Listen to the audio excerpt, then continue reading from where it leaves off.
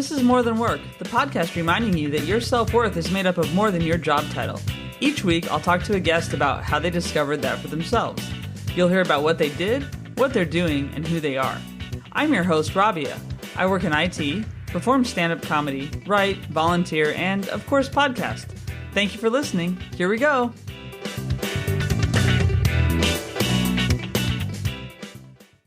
Hey everyone, so my guest today is Martina Carello, and she is founder of Colour Alchemist Canada, which we're going to get into learning more about. So thanks for being on, Martina. Oh, it's my pleasure. Awesome. Well, and where am I talking to you from today? You're talking to me from Calgary, Alberta, which is in Canada on the western end. Oh, nice. So I guess let's just start with, what is Colour Alchemist Canada? So Colour Alchemist Canada is a development company that helps startups and small businesses take their ideas, their textile ideas, fashion ideas, clothing ideas, apparel ideas, home textile ideas, out of their head and onto the production floor. So we like to kind of see ourselves as kind of the engineering process that happens from an idea to a finished item. We really love working with niche companies because that's an area where a lot of small companies can find success in niching into areas that the bigger players are not considering because they're not financially strong enough for them, but can be really a good place for startups to get a good hold and start a sustainable business. And when I speak sustainable business, it's like to become a business that will still be around in 5 years, right? Because there's lots of around sustainability So that's what we do in a nutshell. We educate people on the process and So when you talk about textiles and apparel and stuff and the niche businesses, it's almost like someone going from maybe having a shop on Etsy to growing it to having like a business, or how's that work? Yes. We have a lot of people that come to us who have established more like a craft set business where they themselves have created a product, have found some success, are literally in their basements cutting and sewing and want to take their business to the next level. And so where they have a lot of difficulty is understanding the difference between what they themselves, the self-taught procedures, which have brought them to this success, and then working with a manufacturer and what that takes, right? In any industry, there's always like a process, there's rules, there's directions, there's certain standards and items that a manufacturer will need that a lot of times these people may not have. And that's where we help them help set them up so that they can move on to the next step. So we do work very often with these types of businesses. Yeah, well, that makes sense too, because I would say most people know, like, they go into a store and buy something and they don't have any idea what went into everything from before. And then even if they are making something just in their home and handing it to someone, that's such a different thing than really scaling and manufacturing and all the rules around that. So then the other part is the niche part. So you're meaning that it's just find like a product that maybe doesn't have a huge footprint, but people need, so they'll go buy it and they'll find you as the top person for that, right? Right. Yeah. So niche, like the niche areas that do really well are clothing that suit the adaptive wear. So let's say people with disabilities or who have difficulty finding certain things, people with very specific body shapes that don't fit into the traditional clothing brands, and even clothing, like women's clothing in the plus market. A lot of plus providers, they're just very standard, and a woman's body, especially in women's wear, you have so many different body shapes. And this doesn't just that when a woman is more voluptuous, that her body shape, all women's body shapes the same, right? So, women who are wanting to start brands that really reflect a particular, very specific group of women who are shaped a certain way, or items that are directed towards a particular industry, right? Or a particular target market and fulfilling a need that's out there. Yeah, that's interesting. And it is funny I mean, I'm someone who has had to define themselves as plus size because that's what clothes are called, which is weird, you know, because it's like, okay, like I'm just wearing clothes, you know, Exactly. but yeah, and you're right. They are very like the mass marketplaces. I mean, I'm from the US and just thinking they all have these patterns that I definitely don't identify with at all. Like these Right. floral big things, and then also they're cut weirdly, so like one part of my body may be bigger but the other part isn't, and then you just end up looking like nothing fits, you know. So I can see that being useful as a niche. Yeah. Basically. Yeah. And at the end of the day, it's marketing. Marketing is really important part of the business too. Yeah, so how right now, first of all, do you personally create your own line, and do you create your own fashion or textiles outside of what you're helping other people do as part of your core business? Yes, actually, we have two clothing lines that we've been working on for 3 years now. One of them is very close to launching, and they're both of them are passion projects, but ones that are also fulfilling a need in the market. And another way to niche in a market is to find your purpose first and to fulfill that purpose. And Mm-hmm. clothing could be a way to portray that message or bring that message forward, right? And that's another way that Mm-hmm. people can be niching, right? Especially if they're going into very traditional, typical type of clothing. But the line that we've been working on that we're launching is a specifically directed to the Generation X woman. And so women that were specifically born between 1980, 1965, right? And it's pretty much the forgotten generation, right? The generation of latchkey kids, the generation of of playing in parks and, you know, like the whole Stranger Things thing on your bikes and the last generation Yeah. really to have really experienced life in a way that is not like the life we see today or we see the youth living today. And that's a group of women I find have a lot to say, have experienced a lot, are in a place where they have lived and survived having to face perfectionism, being taught by their Mm. moms, go to school, have a career, but take care of your husband and your kids, have kids and have a husband, all of those types of things. And they have a lot to say and they're not saying enough. So I Yeah. I'm in that generation. I'm actually 50 tomorrow, which is really exciting. Oh, well, Yeah. And so yeah, happy birthday in thank advance. you, thank So, you. And so for me, you know, there are a lot of things with a changing female body. You know, when a lot of us are reaching menopause, our bodies have shifted. Some of us have had kids, some of us haven't. Some of us have had to deal with health issues or other types of things that have changed our bodies.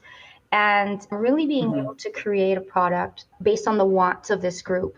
But it's not just the product that's coming forward, it's also the building of this community and really bringing forth the Mm. voices of this generation and how they can help the future generations. It's a lot of these women have come to a point where they have a message and they have a story to tell, and I think they have a really strong, impactful stories that can really help a younger generation on their journey. People don't talk enough about things, and especially Mhm. that group of people. So yeah, that's what our brand moving forward or coming out soon will be reflecting and will be targeting.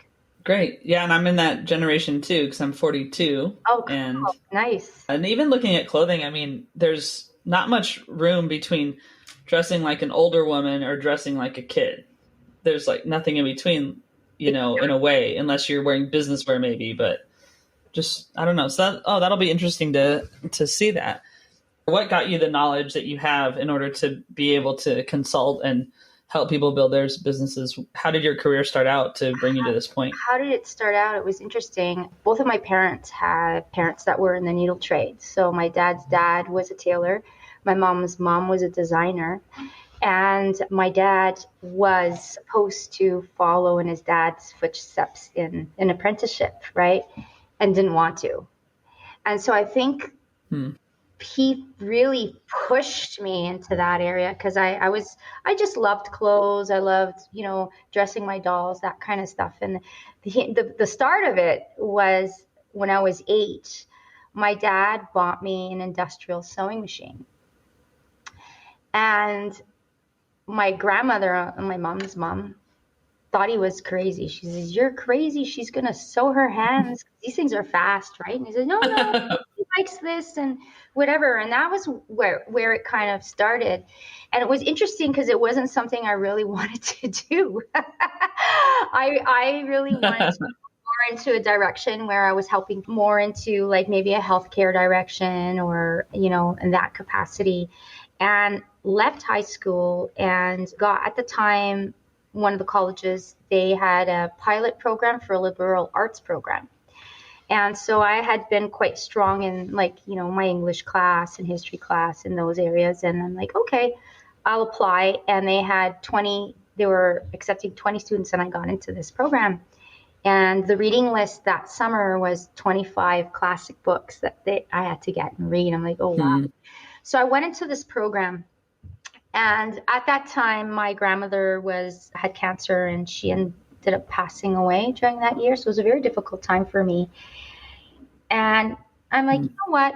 Maybe I'll just leave this and go into design, right? She did it. She taught me a lot. It's something that I can do. I feel I can learn easily. And that's how it started. So I went to fashion college. I did a degree in fashion design and marketing. Started working actually in my second year of school. So I had an industry job right from the onset from teachers who had seen that I was technically strong. And that was it. And it's been 30 years. And there's been ups and downs. There have been the amount of times I wanted to leave. I mean, I can't even count them. But this last stretch, I realized someone had told me, if your innate thing is to help people, you don't need to be in a healthcare or you don't need to be in the obvious types of profession to help people. You can help people no matter what you do. Colour Alchemist was supposed to become an art club. And then more and more people kept coming to me to help them with their businesses. I'm like, okay, I'm just going to stay. And that's where I got to today. So it's been 5 years running this company and helping businesses with their start and helping them not make the common mistakes that most people do. And that's it. Well, and it is serving others. I mean, you're right, because there are obvious things where healthcare, for the most part, those people are helping people. Yeah. Right. Especially now. Yeah. And then if you look at, totally. And look at educators, and they're doing the work of educating others and those things. But then there are I'm in technology, and you can have technology for good and to serve other people. And you can have consulting like you're doing, but for good, because honestly, if someone's business could completely break before they even start if they don't have the right advice and they don't have the right guidance, right? So you could, in a way, save someone who might have been successful if they knew what to do, but if they took a wrong path and spent all their money or something, they might end up never doing it. So it is a service in a different way, for sure. So educating people in the right way of doing things. And, there's this industry's had a lot of backlash and there's a lot of ups and downs, but there are good people in this business. Some very good people who have very good intentions, and just making people realize that still exists. That's the important part. Yeah. And so what made you decide to start your own company? Because I'm sure you could just, and you did, and then you could just work for other companies, right? And work for other people and maybe advise on the side, but not do your own thing. It was a few things. There isn't really a huge fashion industry in Calgary. I'm originally from Montreal. So Montreal and Toronto, Vancouver, those are the hubs, right? And that's where I spent most of my career, was in Montreal working for major companies. So coming out to Calgary, there was not very much going on. It is more of a local market that seems to be predominant and growing. And I was teaching at a local college as a contract teacher for about 7 years. And people started reaching out to me asking me for help and advice on starting their businesses. And it just happened. I didn't set out to start this business. It just happened. And I just started doing it. And here I am. So that it's really been that kind of a journey for me in this business period, like from start to finish, just following following the path that's in front of me. And did you, at some point, because you made the decision to switch gears and to go into this, but then is there something that is more fulfilling now that you're doing your own business and working with other people versus when you were working for a company or doing previous work? Yes, absolutely. So one of those things is that I get to choose who I work with. I get to help build the people who really want to align with the value system and the direction that we really should be taking in this business. I get to help people build their dreams. I mean, I've had clients that have cried because they were just so happy to have a result that they've wanted. And there's nothing more exciting than that for me, right? To see people have something that they're thinking of and have it in their hands and know that they're giving something of purpose to other people, right? It's like a passing on of purpose. So that, I think, is something that is amazing for me at this point. Whereas if I were working for a company, unless they were in alignment with that philosophy, I would just be dealing with clothes and issues, Right.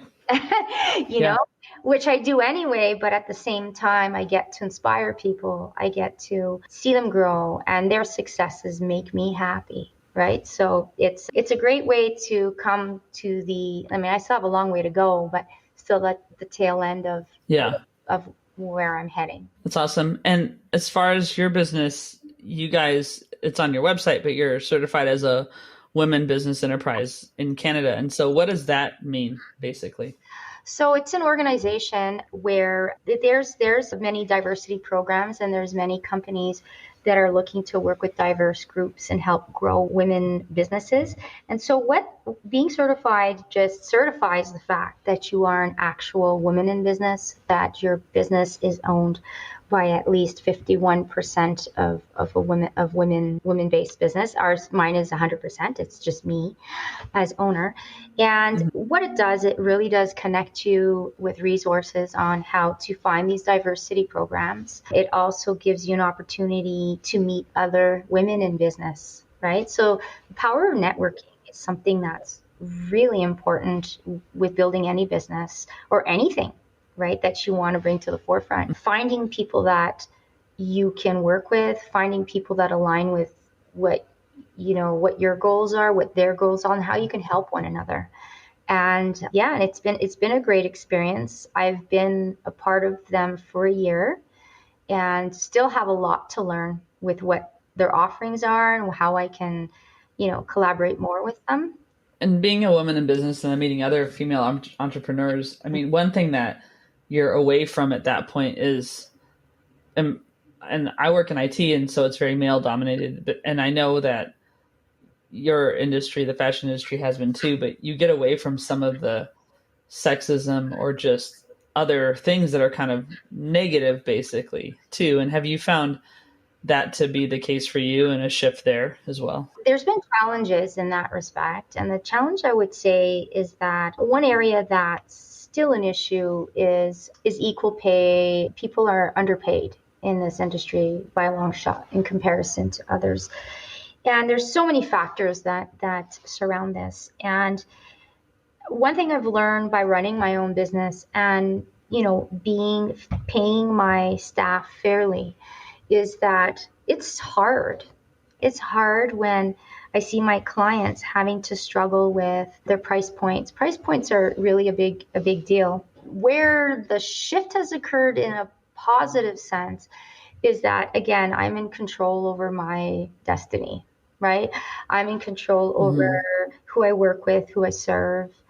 And one thing that I have done, and I think I'm quite known for, is not blowing smoke in people's faces. I'd rather discourage someone from taking this step than encourage them into something they're not ready for, right?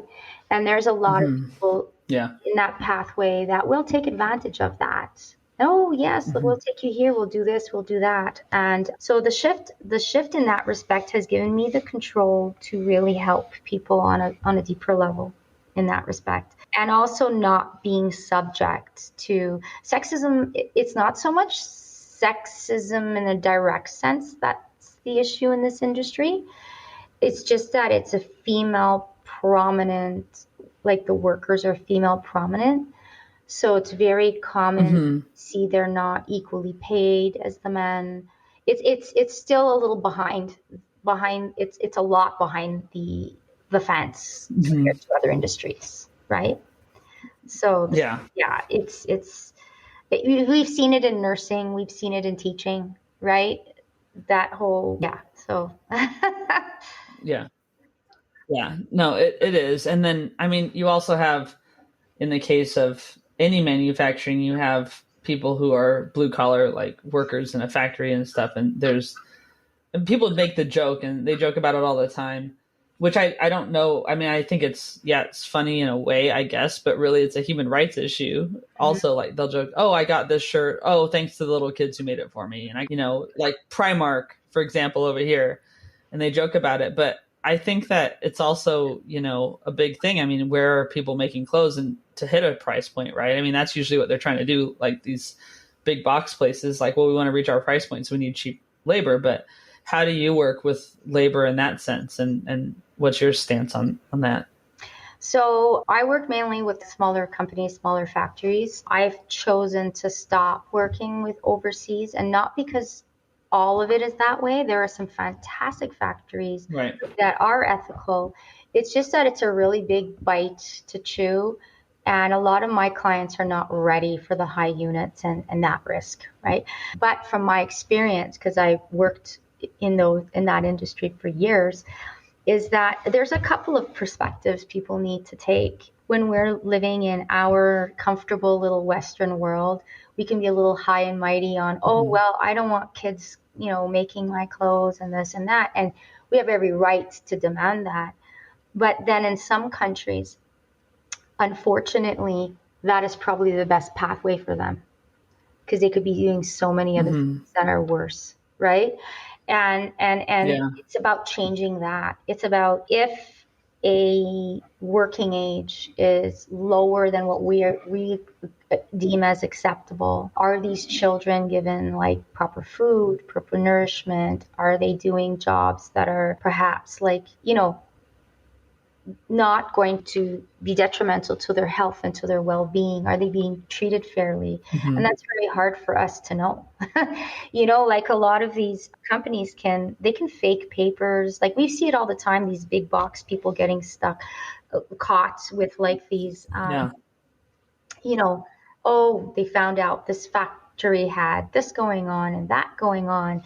And were they cognizant of it? Maybe, right? Yeah. Maybe not. Maybe they took for granted that whatever information they were provided or what they were shown was something legit. It happens in Canada and it happens in the United States too.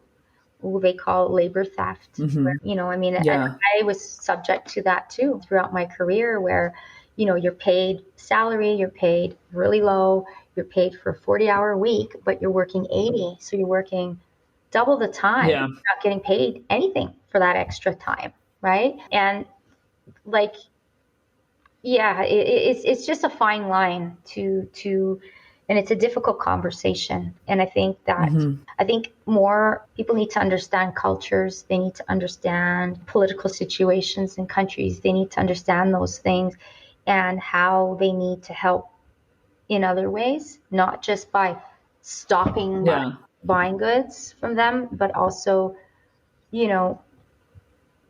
help fund and help grow these people. Go there, help women entrepreneurs build businesses in these countries, fair trade, like those types of things. Those are more impactful ways that we can help help. And yeah, the jokes are pretty Yeah. fierce. And it's sad Yeah. that, it's out of sight, out of mind for many people. It's not necessarily who, but how they're treated, right? Too. And that's a good point that you make. Like, you don't want 3-year-olds on sewing machines, but 14 or 15-year-old people that can Yeah. be trained and learn a skill, like in a culture where they in a country where they'll never have an education. They may as well at least be able to feed Hmm. their families, right? So are they being paid fairly? Are they being trained? Are they working fair hours? Those are things I think that we need to address more so than a 14-year-old working in a factory, because Hmm. what is the alternative for many of them? There isn't. And I don't think we're going to see a difference for a long time, right? Things have gotten better in certain Right. situations, but this is a long-term shift that we need to be conscious of and participating in when we make our Hmm. decisions. Yeah, I agree. And it is interesting too, because you point out the US and Canada. And I know in the US, for example, at least before, and I do think even the generation thing you talked about before, the Generation X was used to working crazy hours, Mm-hmm.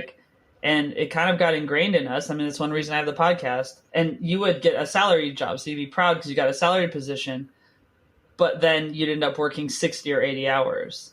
And then the company could just say, well, you're on salary, so that's what you agreed to. But it really wasn't. You really agreed to a work week.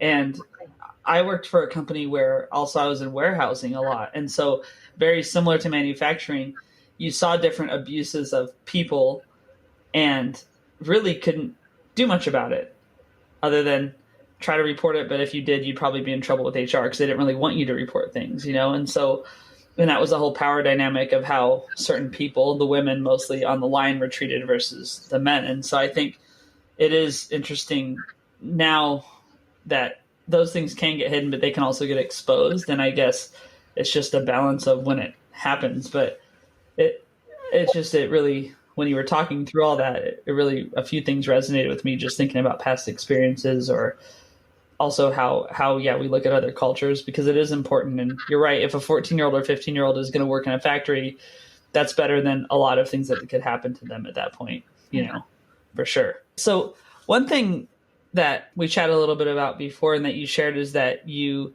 have synesthesia, and that's made the way you look at the world and function in the world a little bit different for you. So can you talk a little bit about that and what that means in your context? So it was interesting because we all have a way of thinking and processing information.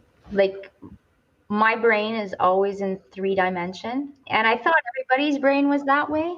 So whenever I think, I'm literally floating in space, and I see things floating around me and rotating and that type of thing. I never see words. I smell things, I hear things as my brain is kind of functioning. And it started like with conversations with people and just asking people certain things, because growing up, the way I processed information and the way I learned, I realized I learned differently. And I think a lot of the being more aware of how my brain works was having to raise my son, who was diagnosed with Asperger's syndrome at 4, and really having to understand and learn how his brain works and how he processes Mm-hmm. information and how he relates to the world. And it really forced me to kind of draw myself. I don't have the form of synesthesia where I see 5 as a blue and 4 as a green, right? That's the very traditional one. But Mm-hmm. I see things like days of the week and months like a Monopoly board in space, right? And I'm literally walking on this Monopoly board. Oh yeah, Monday was like, yeah, 3 spaces back, and like that's how I see Yeah. my world.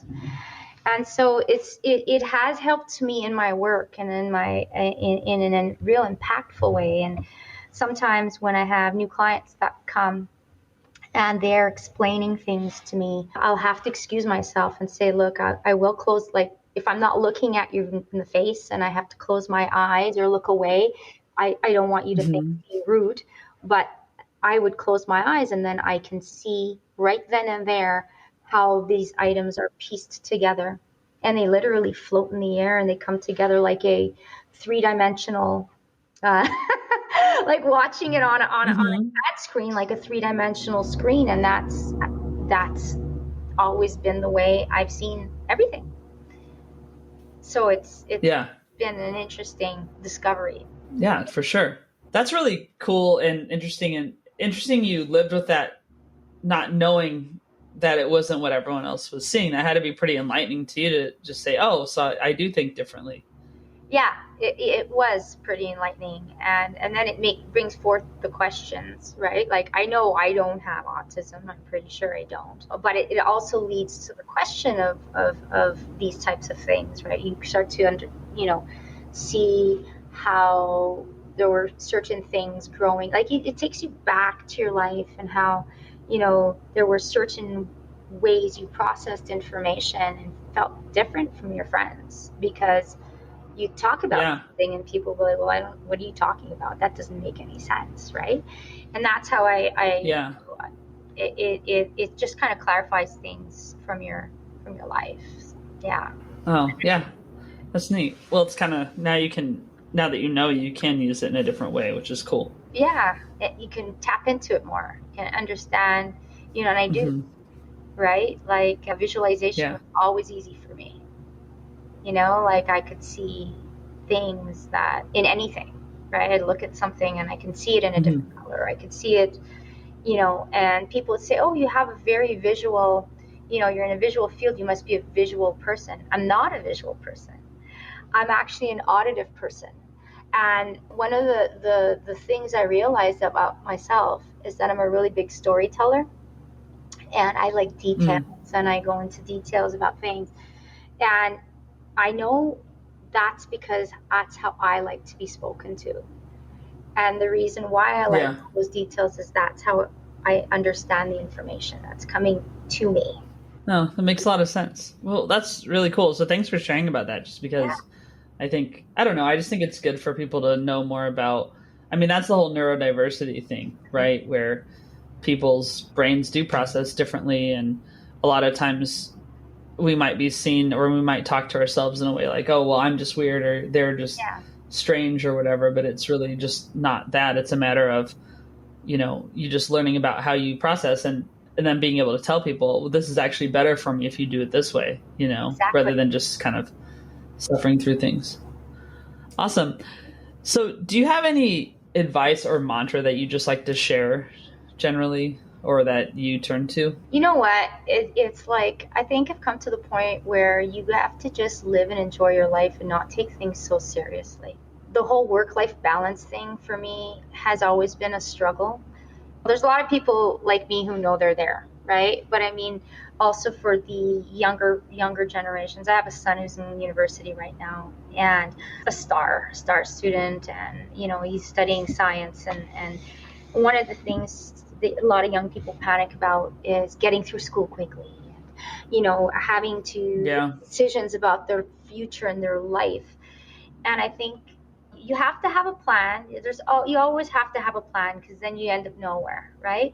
But if you're off, if Yeah. you fall off the route to getting to where you have to go, and something feels better, just go that way, right? Like, that is to listen to your instincts and to not be so swayed with what other people's expectations of you are.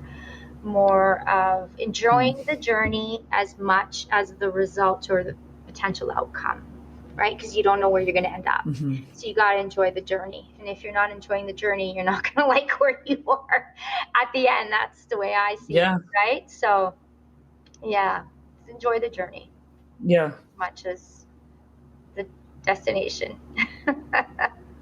Yeah. I don't always comment on the advice someone says, but I will in this case, because one thing that I learned recently along those lines is, like, if there's something you want to do and you don't do it today, you'll still want to do it in a year. Yeah, And if it's something that takes a while, then you'll be that amount of time plus a year away from it. And exactly. when I heard it put that way, it really, yeah, changed things. So I Like, a agree. year's going to pass. Look how COVID, 2 years of just like you know, like, and where, you know, it's like we've Yeah. lost, most people have lost 2 years just like panicking, right? But rightfully so to a certain Uh-huh. extent. But you know, it happens and it comes and it goes, and then you're 50. Yeah. You know, like Yeah. Yeah. Yeah. And just like that, you're 50, right? like Yes. that. Yeah. The next set of questions I have is called the Fun Five, and they're just a set of 5 questions that I find fun, and hopefully you will too. So this might be interesting because I don't know, you might not even wear t-shirts, but what's the oldest t-shirt you have and still wear? Well, I prepared for these questions. Actually, one of my oldest t-shirts I just got rid of. And it was a hot pink rib knit tank top that my grandmother bought me in the 80s. And I kept it just because Wow. I'd sleep in it. It just reminded me of her. And well, now it just had holes in it and didn't fit anymore. And I'm like, you know what? I'm gonna get rid of this crutch. This is just, you know, and I got rid of it. But that was the oldest t-shirt or top or piece of clothing that I own. Wow. Yeah. Yeah.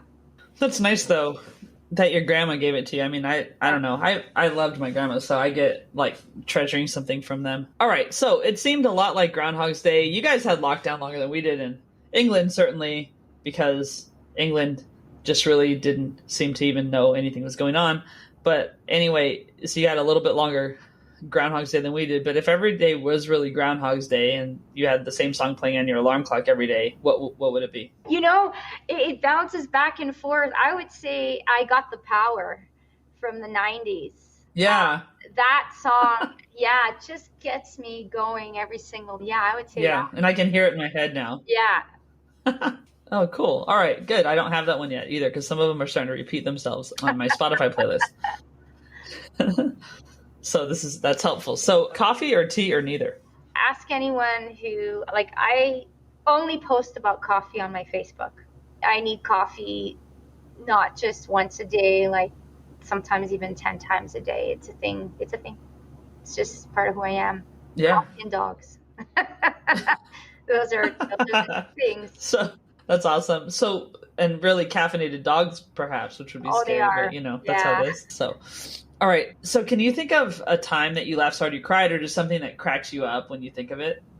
Yeah. So I have a couple of college girlfriends, and we were on the 3-way call last week.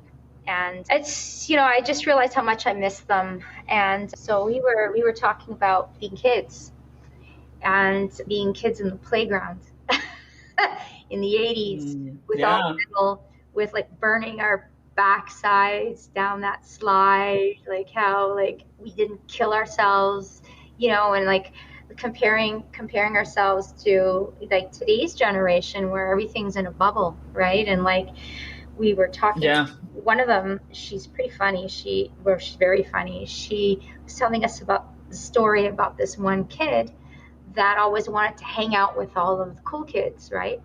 They used to build these ramps on, you know, on the street, and like with their motocross bikes, like jump. So they built one that was like 5 feet tall, and oh my god, the only one that goes, I'll do it. So she's like, she goes, the terror of just seeing him fly off and land like on the ground. And then that was it.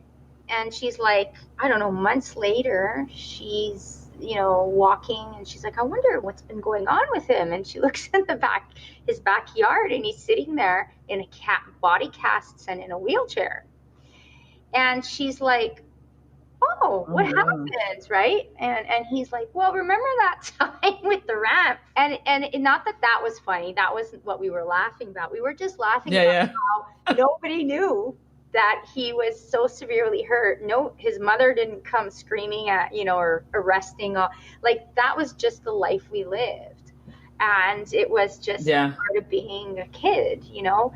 And she, just the way she told the story, just, you know, we were laughing. We're like, yeah, it was not so much because it was funny. It was just because it was like that nostalgic feeling of like, whoa, like those were weird times that we'll never see. Yeah. and learning lessons and lessons in life that have made a huge impact on who we are as people, how we choose to raise our kids. Yeah. It is funny just because I remember distinctly one time just shredding my leg, basically doing this stupid thing. I was following the boys. Yeah. And I was on my bike and I was going down this big hill, which I wasn't allowed to go down. And then I was trying to skid out, like, my basically like flip the backside out of the bike. And I ended up just going down onto my knee and just sliding down the hill on my knee, on my leg. And then the guys, it was awful. And the guys had to pick me up because I was just trying to make the longest skid I could up with my tire. And I didn't. I ended up doing that. And so then the guys, like, I think the one had to basically carry me home and the other one had to bring my bike. And my mom, I mean, of course she didn't get mad at them. But, it's just like, well, this is what my kid did. And I think there was a lot of that, especially on our bikes. There was always something you were up to on your bike, right? That was the thing. And we didn't have our phones. So, like, there's no TikTok dancing. There was no being on the phone talking to people. You went outside, and then eventually someone else would come out of their house, and someone else would come out of their house, and that's how you did it. You didn't, so I do think that kids are missing out on a lot now and you were in Canada and I was in California, but it's the same thing.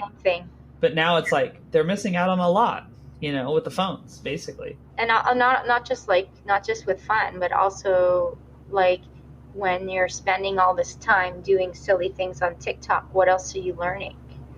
It is an escape, but at the same time, like, what are you learning from that experience? There's only so many hours in a day, and it's kind of sad just because a lot of parents are very tired, and the solution is, their kids are 2 or 3 years old. Here's an iPad, like, watch this, right? Yeah. So then you hear of kids not having the skills, like the tactile skills or the ability to calculate how far away from the floor they are or how that is going to experience jumping off of that, because those are things we knew. We're like, okay, I'm not jumping off of that because I've fallen on rocks and that hurts, or I enough and I know I can do it, and challenging yourself physically in a different way.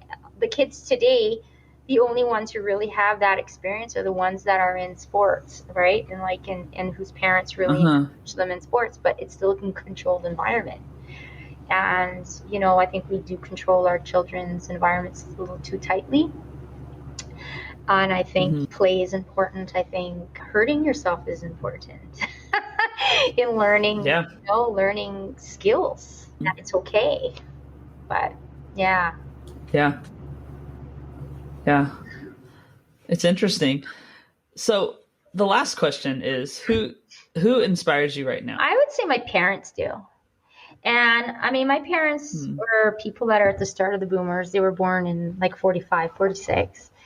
And they were really like carefree people grown, but it made me realize, like, now I'm at a point where I realize how adulting is pretty hard. It's not an easy path. And, having respect for them on the types of challenges that they had when they did, and challenges that they had raising my sister and myself, and how they are as people today. I mean, like, my dad's had health issues for years, and they're both very youthful in their perspective, very carefree people. If you spoke to them, you'd be like, no way, they're in their 70s. Like, you would think they were at least 30 years younger than they are. And the inspiration is just that, you know what? Age is a number. And it really, especially now with turning half a century tomorrow, you realize that there's still so much to life to enjoy. And they have made me realize that. So, yeah, that's very important. They're very important people to me. Yeah, that's awesome. That's really nice about your parents. So, all right. And if people want to find you and look you up, where should they go and what do you want them to do, basically? Okay, well, people can find me at my website, which is coloralchemist.com. The new brand, a ladies brand, the Gen X brand that will be coming out soon, is called Mykasula, Mykasula.com. And Mykasula is basically a play on the words my soul. So that is a clothing line designed for the progressive Generation X women. So a lot of great things Nice. soon, and wanting to grow a community. So any women in the 40 plus market that want to be part of this community and share and learn, just to reach out to us. I can also be reached at martina@coloralchemist.com, and on Facebook and on Instagram, we're at Colour Alchemist Canada, as well as at Mika Sula. Well, Martina, thanks so much for being on More Than Work. I really appreciate the chat. Yeah, it was a lot of fun. Thank you so much. It was nice to meet you. Thanks for listening. You can learn more about the guest and what was talked about in the show notes. Joe Maffia created the music you're listening to. You can find him on Spotify at Joe, Maffia. Rob Metke does all the design, for which I am so grateful. You can find him online by searching Rob, Metke. Please leave a review if you like the show, and get in touch if you have feedback or guest ideas. The pod is on all the social channels at More Than Work Pod or at Rabia Comedy on TikTok, and the website is morethanworkpod.com. While being kind to others, don't forget to be kind to yourself.